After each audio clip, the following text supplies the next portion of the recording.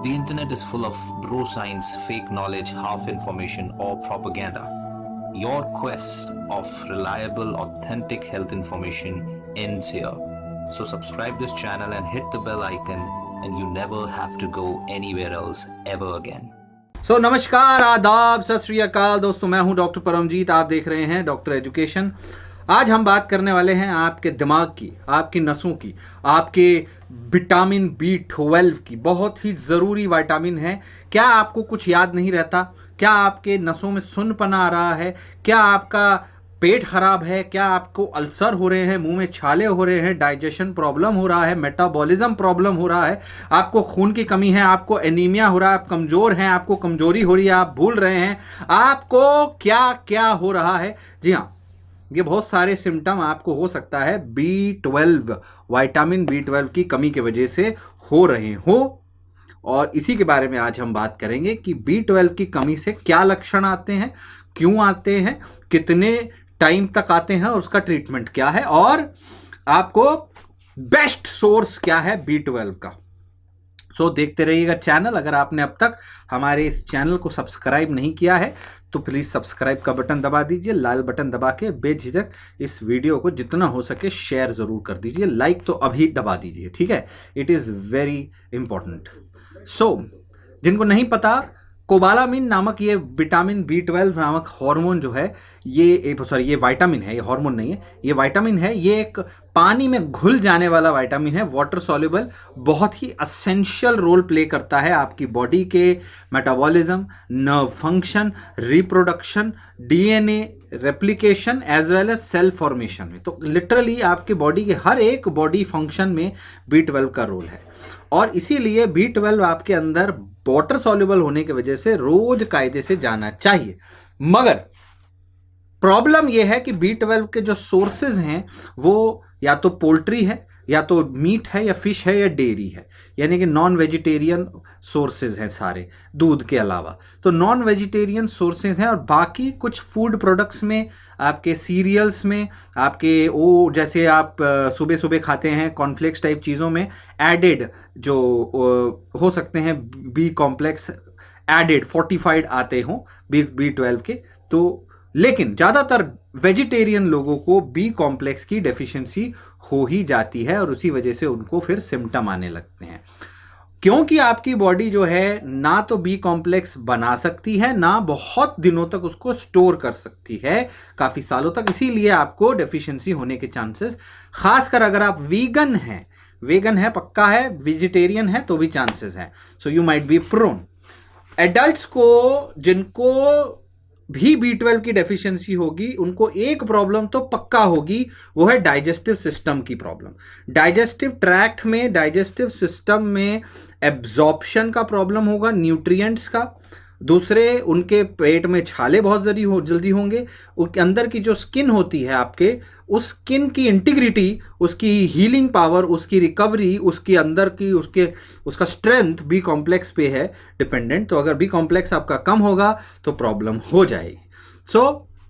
अगर आप B complex से डेफिशिएंट है तो आपको पहले पेट की दिक्कतें ज़रूर होंगी, और अगर ये ठीक नहीं किया गया तो आपको खून की कमी हो सकती है B12 की वजह से, मेगालोब्लास्टिक एनीमिया जिसको हम कहते हैं, कमज़ोरी आएगी, मसल में दर्द होगा, इंटेस्टाइनल प्रॉब्लम, नर्व प्रॉब्लम और मूड डिसऑर्डर, फॉरगेटफुलनेस सब आएगा, और पैरों में, हाथों में सुन्नपना भी आएगा। नर्व प्रॉब्लम्स में नर्व डैमेज हो सकती है लिटरली।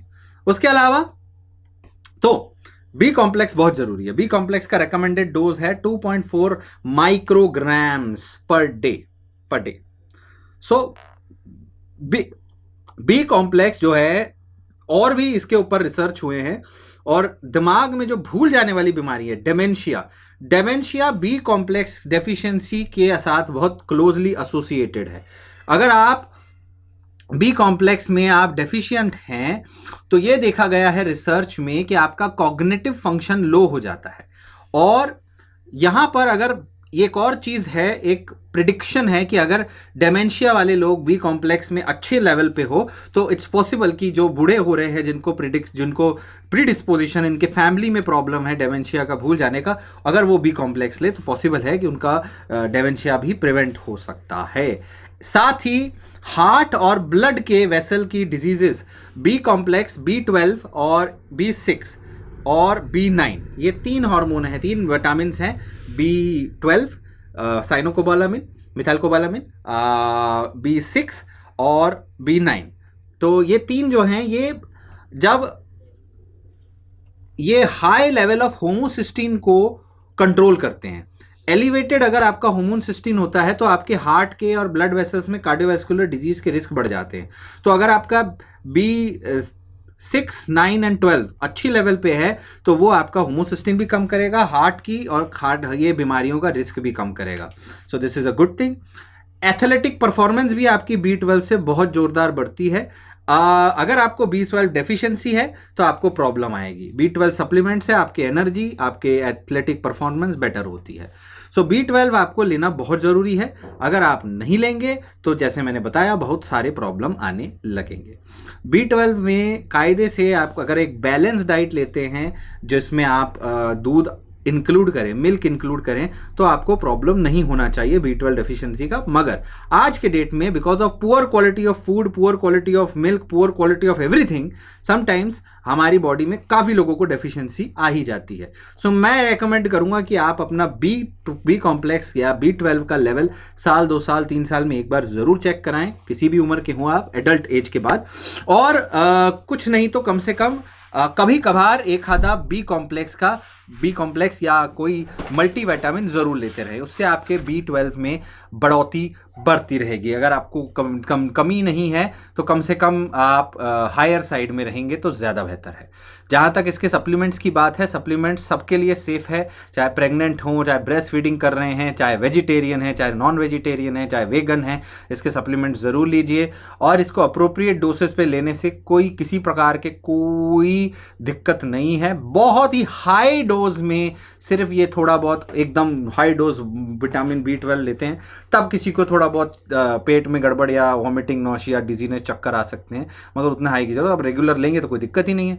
और कुछ दवाइयों के साथ इसका इंटरेक्शन लेना ज़रूरी है, खासकर अगर हम इसे मेटफॉर्मिन नामक डायबिटीज़ की दवाई के साथ अगर हम लेते हैं तो बी कॉम्प्लेक्स के एब्जॉर्प्शन में प्रॉब्लम आती है। तो इसको डायबिटीज़ की दवा के साथ ना लें, इसको अलग डायबिटीज़ की दवा से अलग लें। दूसरा, प्रोटॉन पंप इनहिबिटर जो हमारी गैस की गोली है, गैस की गोली के साथ भी बी कॉम्प्लेक्स की दवा ना लें, ये भी बी कॉम्प्लेक्स की दवा का एब्जॉर्प्शन कम करती हैं।